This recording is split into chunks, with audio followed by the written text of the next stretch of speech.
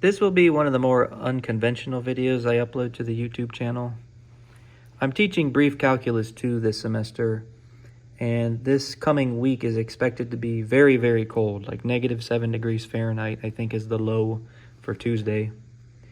In the event that classes are canceled, I decided to film basically a lecture and post it to the YouTube channel for my students to come watch if they want me to explain a topic. They have the textbook and they have the online notes that I post to Canvas. But in case they want me to go through the example and see something like how to do something because they have a quiz on Thursday, provided it's not canceled, they may want to see this and refer back to it. Plus, it'll get me more experience with making these types of videos in case I want to do something more with the channel than just talk about my problems. Okay, so let's actually talk about the trapezoid rule.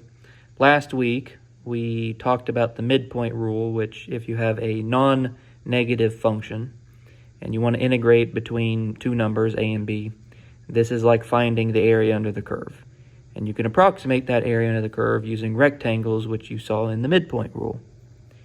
The trapezoid rule is the same philosophy, except instead of using rectangles, you use trapezoids. So let's say that this is our non-negative function f that we have here. So here you have your curve, f of x. You're integrating from a to b, which means we're finding area under this curve between a and b. And instead of using rectangles, you use trapezoids. So the idea is you want to take a uniform partition between a and b, which means just take the length of the interval and divide it by n pieces if you want a partition of n trapezoids.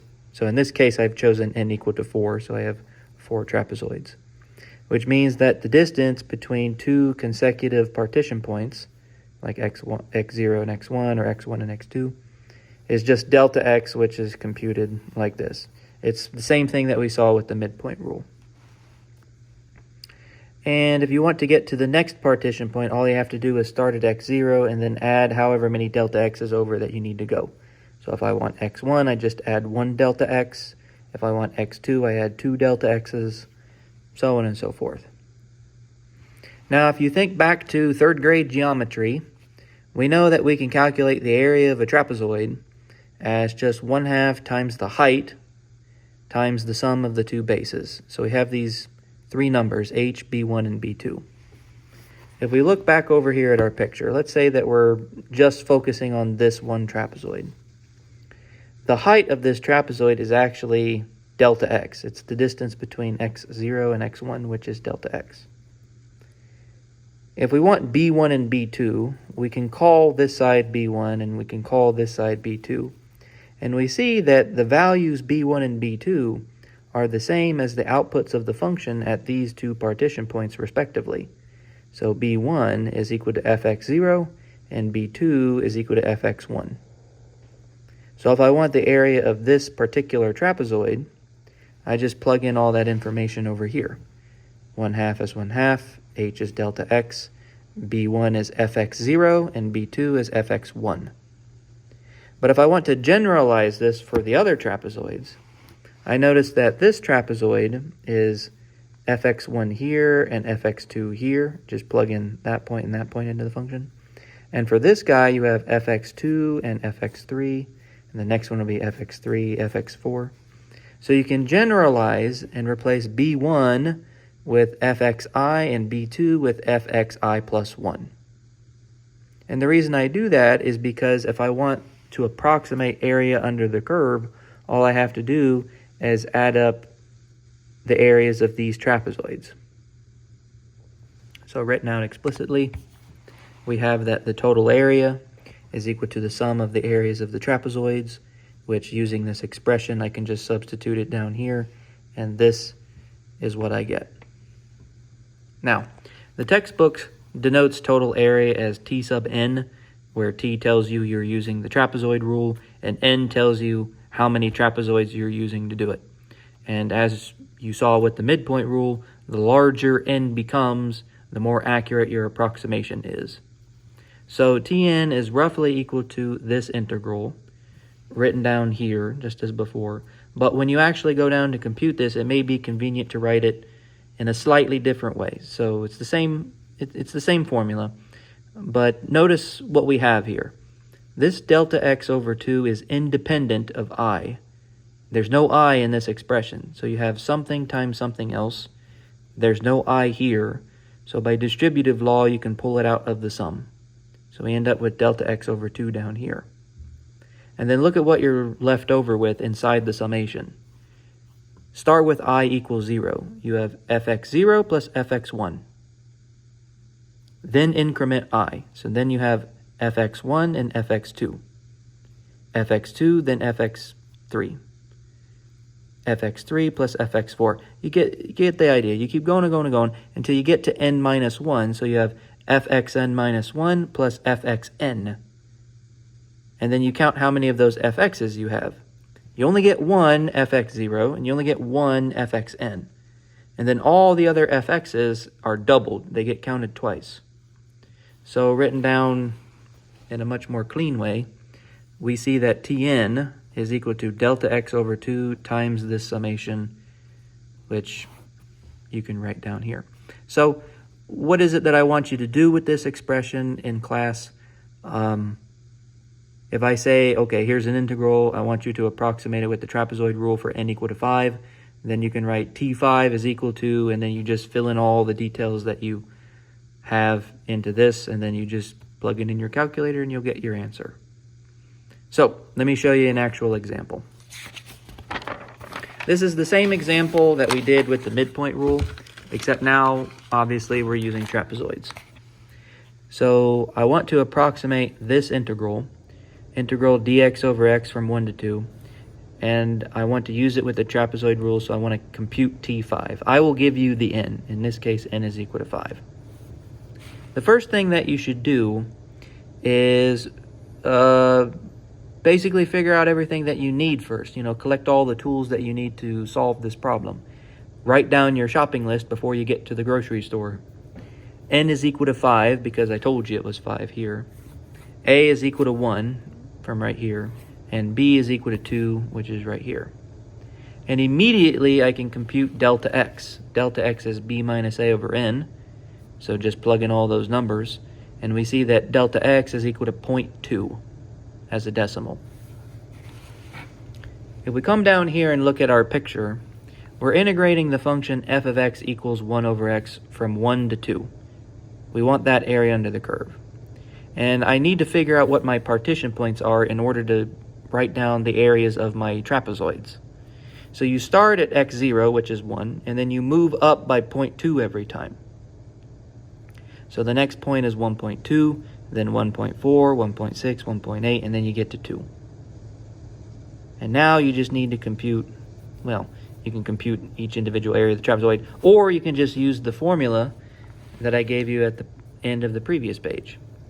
So you have 0.2 over 2, we have f of 1 because that's the first point, and then you have twice of f of 1.2 plus twice of f of 1.4, so on and so forth until you get to f of 2. And because the function is 1 over x, I just plug in those numbers into my function, and this is what I end up getting. You see here I reduced 0.2 over 2 to 0.1, and I just plugged in all the stuff. And then once you have that, you just plug it in your calculator, and you get this approximate value that T5 is roughly equal to 0.695635. And because I know something about this integral to begin with, I can actually compare this with the known result, because if you take the antiderivative of 1 over x for positive x, you get natural log x, and you evaluate it from 2 to 1. If you plug in 1, you get natural log of 1, which is 0. So the answer just becomes natural log of 2, which is the exact answer. But if you want a decimal approximation that your calculator can give you, your calculator will give you something like 0.693147. Again, the calculator approximates as well because this natural log 2 has infinitely many digits in it. But we can compare what T5 is with what the calculator gives us because it matches this guy up to 2 decimal places, and then, there's some error introduced. So you don't get the exact answer, but it is fairly close. And just like we saw with the midpoint rule, you can compute an upper bound for this area and get an idea of how close your answer was for T5 to the true answer. Because why do you approximate in the first place? With this particular example, we have something to compare it to. I have these two numbers that I compare. I can take their difference, and I'll end up seeing that my error with respect to the trapezoid rule is roughly this, negative 0.002488. But in principle, you don't know this number. I'll say, okay, here's a function. You want to integrate between these two numbers. We don't know what it is, but I want you to just give me an approximate value of what it is.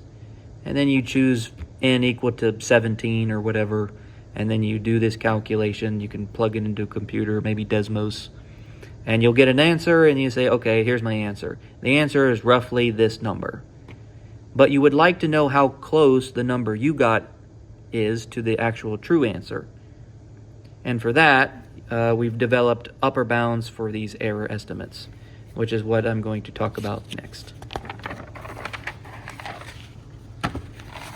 Okay, so if you were in class on Thursday, I actually wrote down this one as the error estimate for the midpoint rule, but that was a mistake. The upper bounds are very, very similar, except with the midpoint rule you have 24 written here instead of 12. That was a mistake on my part. I did correct it in class, but in case you were wondering why I made that mistake, it's because of this. I was thinking of the trapezoid rule. So what does the error bound say? If the second derivative of f is bounded in absolute value by some constant k over the interval from a to b, then you know that the absolute value of the error with respect to the trapezoid rule is less than or equal to that constant k times the length of the intervals cubed all over 12 times n squared, where n is the, how you partition that interval.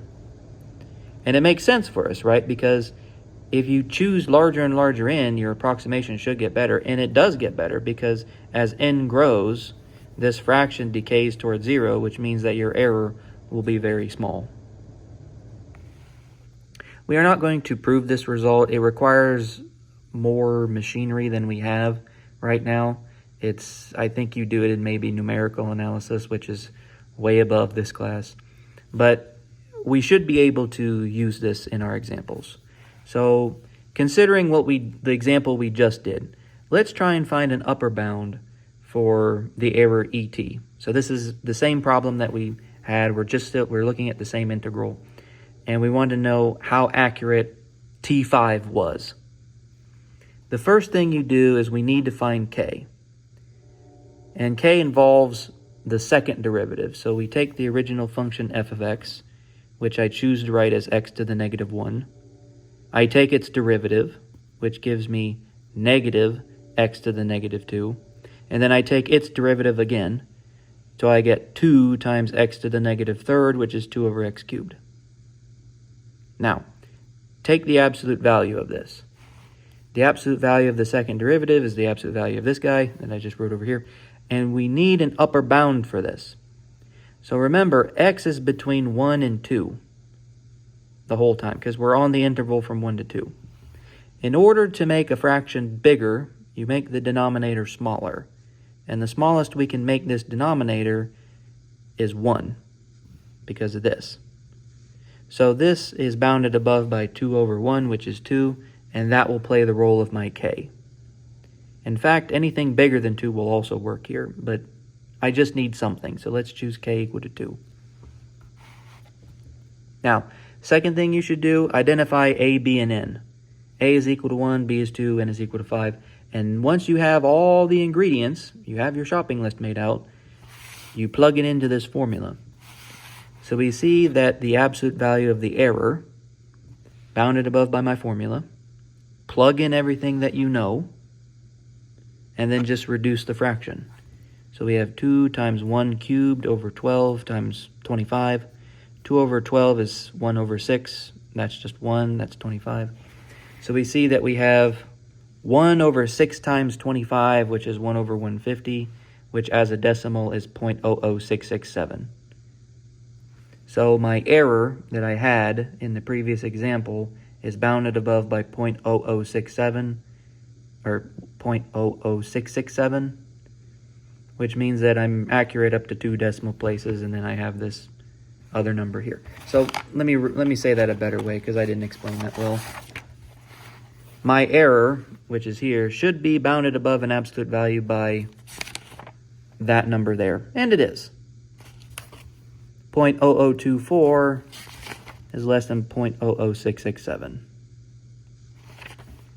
And yes, it's negative here, but it's absolute value. Okay, so I will ask you to do that on the quiz Thursday. When I say find an upper bound for the error, this is what I want you to do. And because I'm a little bit worried about running out of battery, and I don't want to record this video again, I'm going to go through this last example fairly quickly. Because the third question I'll ask you on the quiz is, suppose you want the error to be less than a given amount. How do you do it? In this case, let's say we want the error to be less than 0.001. Well, in this case, we have this upper bound for the error, so I'm looking here. I want the absolute value of the error to be less than or equal to this, which we know is true from the bound, but we want this guy to be strictly less than 0.001. Because if I have that, then I'm guaranteed to figure out, let me say that a different way. If I have that, then my error will be as small as I want it to be. It'll be smaller than 0.001. We just need to figure out what n has to be in order to get it that small. Okay. So again, we know what k is. K is still 2. We know what b and a are. They're still 2 and 1. But n is the thing that we're trying to find now. We need to figure out how big n must be in order to get this error less than 0.001. So if we plug in all this stuff and then reduce, we see that this fraction becomes 1 over 6n squared. So we have 1 over 6n squared. And we want this to be less than 0.001, which will guarantee that my error is necessarily that small. Now if I rewrite this as a fraction, because the fraction will be more useful for me in this way, I have 1/10, 100,000, 10,000. So I have 1 over 10,000. And now I just have an inequality to solve for. I have 1 over 6n squared, strictly less than 1 over 10,000. Cross multiply, or just move this over here, move this over here, and I'll have 10,000 is strictly less than 6n squared. And then if I divide by 6, I'll have n squared. Let me write it this way. I'll have n squared is bigger than 10,000 over 6. And then I just take the square root of both sides. So I have the square root of 10,000 over 6 is strictly less than the square root of n squared, which is equal to n. And if you plug this in your calculator, you'll get that this is about equal to 40.8, which means that to guarantee that my error is bounded above an absolute value by 0.0001, I will need to choose an n strictly bigger than 40.8.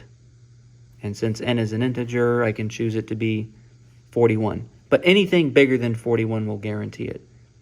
It's just that the smallest integer that guarantees that tiny error that I have here is 41. Okay. So basically, I'll summarize here. The video is basically over. I want you to compute something like T5 or M5. I'll make you do midpoint or trapezoid rule, whichever one I choose. Then I'll ask you to compute an upper bound for the error using the formula. And then the next part after that is to do something like this, is like, okay, if I want, what n should I choose in order to guarantee that my error is less than, I don't know, 1 over 5,000, for example. So it's a three-parter. And as long as you understand the 3 examples I did here, you should be more than capable of doing the quiz on Thursday. Okay, I think that's a good place to stop.